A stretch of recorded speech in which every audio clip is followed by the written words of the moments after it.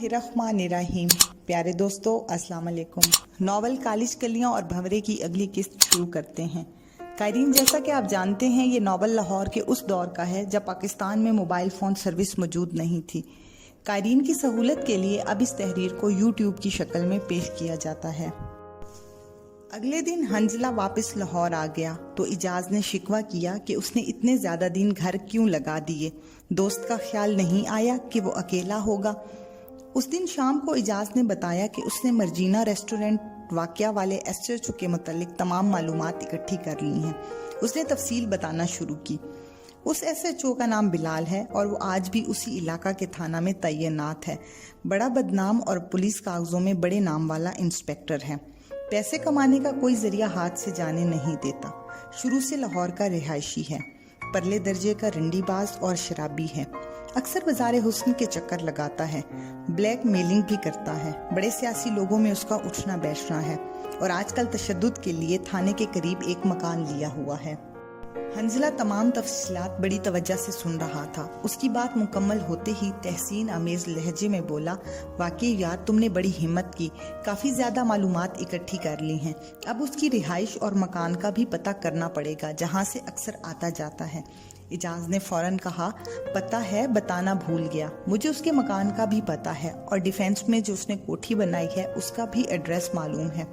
और तुम्हारी आसानी के लिए एक अहम इत्तला है, वो ये कि कभी कभार रेसर मोटरसाइकिल पर शौकिया तेज ड्राइविंग भी करता है। अगर कहो तो उसके काम को तमाम कर देते हैं और वो भी बहुत आसानी से। हंजला कुछ सोचकर फैसला करते हुए बोला, तुम्हारा शुक्रिया। अगर ज़रूरत पड़ी तो मैं तुम्हारी ज़रूर मदद करूँगा और मुझे ये भी यकीन है कि जैसे अब तुमने तफसीलात इकट्ठी की हैं इसी तरह मेरी मदद करोगे। लेकिन मैं खुद उससे निमटना चाहता हूँ। उनके दरमियान इसी मौजू पर बात होती रही। हंजला अब बाकायदगी से खुद SHO बिलाल के आने जाने का रास्ता मालूम करता रहा और इसके मुतालिक मजीद इत्तलात इकट्ठी करता रहा। इस दौरान भी उसको इजाज ने 2 बंदे दिए जो इसके बड़े एतबार के थे। हंजला गेम और कॉलेज की पढ़ाई की वजह से इतना वक्त नहीं निकाल सकता था, जबकि इजाज ने 2 बंदे मुखबरी पर मामूर किए।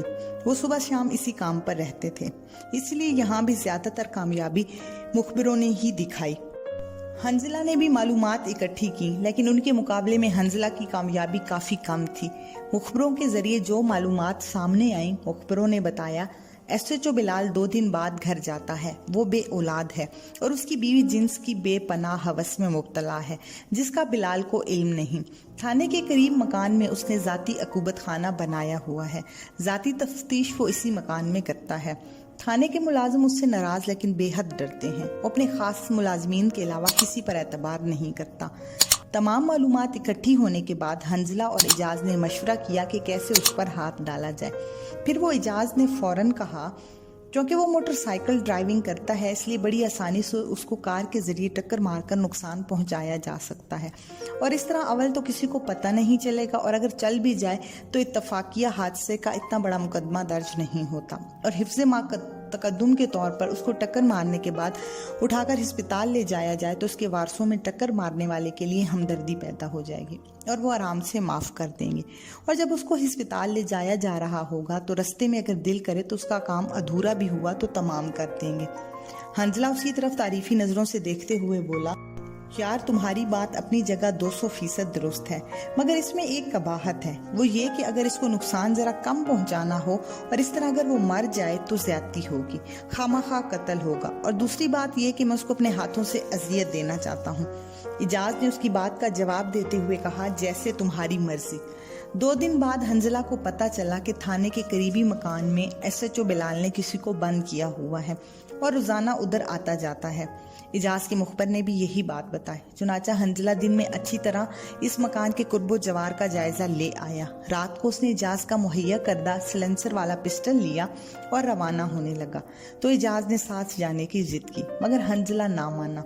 अलबत्ता ये तय पाया कि इजाज मकान के बाहर गाड़ी पर उसका इंतजार करेगा। दोस्ती के नाते वो पीछे नहीं रहना चाहता था। वो जिस्मानी लड़ाई में भी इतना मजबूत नहीं था। रात 10 बजे हंजला SHO बिलाल के मकान से पहले मोटर पर पहुंचा और उसने इजाज को वहीं रुकने का इशारा किया और खुद बाहर निकलकर SHO बिलाल के मकान की तरफ चल पड़ा। اس نے گیٹ کے باہر سے گزرتے ہوئے کن اکھیوں سے دیکھا کہ مکان کے اندر SHO بلال کی گاڑی موجود ہے۔ حنزلہ اس کی موجودگی کا اندازہ کر کے مکان کی پہلو والی گلی سے ہوتا ہوا گزر گیا۔ حنزلہ دن میں اچھی طرح اس جگہ کا جائزہ لے چکا تھا۔ حنزلہ نے دیکھا کہ ابھی تک اس سائڈ پر پان والی دکان کھلی ہوئی تھی، جس پر دکان کے علاوہ 2 اور آدمی بھی موجود تھے۔ وہ اسی طرح سے دیوار پھلانگنا چاہتا تھا، مگر ان کی موجودگی میں یہ ممکن نہیں تھا۔ چنانچہ وہ مکان کے سامنے والی سائڈ پر واپس آیا۔ یہی 2 راستے تھے جن سے وہ اندر جا سکتا تھا، باقی دونوں طرف لوگوں کے مکانات تھے۔ وہ مین گیٹ کے سامنے ذرا آہستہ ہو کر گزرا تاکہ اندر دیکھ سکے، مگر گیٹ بند ہونے کی وجہ سے وہ اندر نہ دیکھ سکا۔ وقت گزر رہا تھا جبکہ حنزلہ ابھی تک روڈ پر ہی موجود تھا۔ اس نے ساتھ والے مکان کو غور سے دیکھا تو اس کے گیٹ پر تالا پڑا ہوا تھا۔ اس نے اپنے ارد گرد دیکھا، گلی میں کوئی موجود نہیں تھا۔ اس نے دیوار اسی لیے نہ پھیلانگی کیونکہ اس کے اوپر شیشے لگے ہوئے تھے جو ہلکی روشنی میں نظر آ رہے تھے۔ وہ گیٹ پر سے مکان کے اندر کود گیا۔ وہ دیوار کے ساتھ بیٹھ کر چاروں طرف دیکھنے لگا، پھر بہت آرام سے SHO بلال کے مکان کی درمیانی دیوار کے قریب پہنچ گیا۔ اس طرف اونچے درختوں کی موجودگی کی وجہ سے کافی اندھیرا تھا اور دیوار پر شیشے بھی نہیں لگے ہوئے تھے۔ حنزلہ نے دیوار پر سے سر کو ذرا اونچا کر کے دیکھا تو دوسرے مکان کا صحن بالکل خالی تھا، مگر 2 کمروں سے روشنی باہر آ رہی تھی۔ حنزلہ دیوار پر چڑھ کر دوسری طرف اتر گیا اور دبے پاؤں چلتا ہوا کھڑکی کے پاس پہنچ گیا۔ اس نے نیچے بیٹھ کر جھانکا تو 2 کرسیوں پر بیٹھے آدمی تاش کھیل رہے تھے، جبکہ ان کے قریب ایک نوجوان چارپائی پر بندھا ہوا تھا۔ حنزلہ کو اندازہ لگانے میں دیر نہ لگی کہ تاش کھیلنے والے پولیس اہلکار ہیں اور ساتھ ہی کسی ملزم کو پکڑا ہوا ہے۔ حنزلہ نیچے ہو کر آگے بڑھتا ہوا دوسری طرف کھڑکی کے قریب پہنچ گیا۔ اندر سے کسی لڑکی کے رونے کی آوازیں آ رہی تھی۔ اس نے اندر جھانکا تو ایک لڑکی کو ننگا کر کے کرسی سے باندھ کر تشدد کیا جا رہا تھا اور تشدد کرنے والا SHO بلال تھا۔ وہ لڑکی گڑ گڑا کر منتیں کرتے ہوئے کہہ رہی تھی، خدا کے واسطے مجھے قتل کر دیں مگر ایسے ذلیل نہ کریں، میں آپ کے آگے ہاتھ جوڑتی ہوں، پلیز خدا کے لیے ایسا ظلم نہ کریں۔ وہ بولتی جا رہی تھی اور حنزلہ اس کو دیکھ اور سن رہا تھا۔ لڑکی کی آواز میں بہت کرب تھا۔ SHO پھر اٹھا اور سگریٹ پیتا ہوا اس لڑکی کے قریب گیا اور سگریٹ کو اس کی ران پر لگایا تو اس کی چیخ نکل گئی۔ وہ پھر رونے اور گڑگڑانے لگی اور اونچی آواز ہوئی تو SHO بلال نے ایک زوردار تھپڑ اس کے گال پر رسید کیا اور کہا، حرامزادی بڑی تیز بنتی تھی، اب پتہ چلا میری پکڑ کتنی تیز ہے۔ میں نے تمہیں کہا تھا نا کہ میں جیسا کہتا ہوں ویسا ہی کرتا ہوں، مگر تمہیں میری مرضی کے خلاف عدالت میں بیان دیا، اب تمہیں یوں ہی ذلیل کروں گا اور تمہارے ساتھ اور کیا کیا ہوگا یہ تمہیں اندازہ ہی نہیں ہے۔ اب بلاؤ ان کو جن پر بھروسہ تھا۔ حنزلہ کی بات کوئی سمجھ نہیں آ رہی تھی کہ اصل ماجرا کیا ہے۔ پھر اس نے دیکھا کہ SHO بلال کوئی کاغذات لے آیا اور اس لڑکی سے کہا کہ ان پر دستخط کریں۔ لڑکی نے کہا، میری جائیداد لے لو، بے شک مجھے قتل کر دو لیکن میرے بھائی کو چھوڑ دو۔ یہ سن کر SHO نے پھر سگریٹ اس لڑکی کے جسم پر لگایا جس سے اس کی چیخیں بلند ہوئیں۔ حنزلہ کی دھڑکنیں اب کافی تیز ہو گئی تھیں۔ وہ بلا شبہ ایک فائٹر تھا، مگر اس قسم کے آپریشن کا سامنا پہلی دفعہ کر رہا تھا۔ اسے ہلکی سی بدحواسی محسوس ہوئی۔ اس نے اپنے ذہن کو نارمل کرنے کی کوشش کی۔ اسے احساس تھا کہ ٹھنڈے دماغ سے کام اور فائٹ بہتر طریقے سے ہوتی ہیں۔ آخرکار لڑکی دستخط کے لیے تیار ہو گئی۔ اس نے کئی ایک کاغذوں پر بغیر دیکھے دستخط کر دیے۔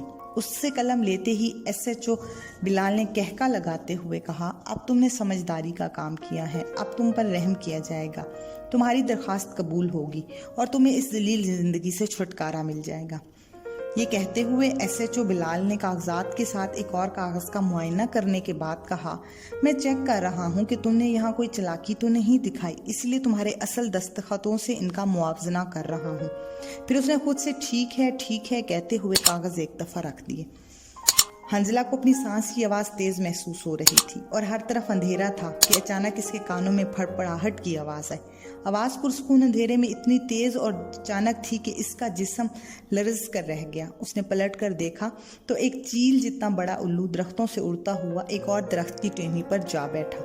اندھیرا ہونے کے باوجود روشندان سے نکلنے والی روشنی میں واضح نظر آ رہا تھا کہ جس ٹہنی پر وہ جا کر بیٹھا تھا وہاں پر روشنی سیدھی پڑ رہی تھی۔ اس نے دیکھا کہ الو سیدھا اس کی طرف دیکھ رہا ہے، جیسے حنزلہ کے مقصد کو جان گیا ہو اور بڑی دور سے اس کے تعاقب میں آیا ہو۔ حنزلہ کے جسم میں ایک جھرجھری سی دوڑ گئی، مگر دوسرے ہی لمحے اس نے اپنی توجہ کمرے کی طرف کر دی۔ वो SHO को कम नुकसान पहुंचाने आया था, मगर उसकी ये हालत देखकर उसने फैसला किया कि उसका काम तमाम कर दे। हंजला को अचानक ख्याल आया कि वो मुंह पर रुमाल चढ़ाना तो भूल गया है। उसने कदरे बड़ा रुमाल साइड पॉकेट से निकालकर अपने चेहरे पर बांध लिया और सिर्फ आंखें खुली छोड़ी। उसने दरवाजे के पट को हल्का सा धकील कर चेक किया तो वो भी खुला हुआ था। वो यकदम दरवाजा खोलकर अंदर दाखिल हो गया। इसको अंदर दाखिल होता देखकर SHO एक टेबल पर रखे हुए रिवॉल्वर की तरफ बढ़ा, मगर हंजला ने लपक कर उसको पकड़ा और एक दाएं हाथ का अपरकट पंच उसकी ठोड़ी के नीचे से ऊपर की तरफ पूरी कुव्वत और स्पीड से घुमाया। पंच लगते ही SHO बिलाल के दांतों के टूटने की आवाज आई, या शायद उसका जबड़ा ही टूट गया था और वो पीछे जा गिरा। प्यारे यूट्यूबर्स, प्लीज़ आप हमारे चैनल को सब्सक्राइब करें, लाइक करें और शेयर करें और घंटी के निशान को दबा दें ताकि हमारी हर आने वाली वीडियो आप तक पहुंच सके और हमारी हौसला अफजाई हो सके। जी तो दोस्तों, आज की किस्त यहीं तक थी। नॉवल का बकिया हिस्सा आप अगली किस्त में पढ़ और सुन सकते हैं। इजाज़त दीजिए। अल्लाह हाफिज़।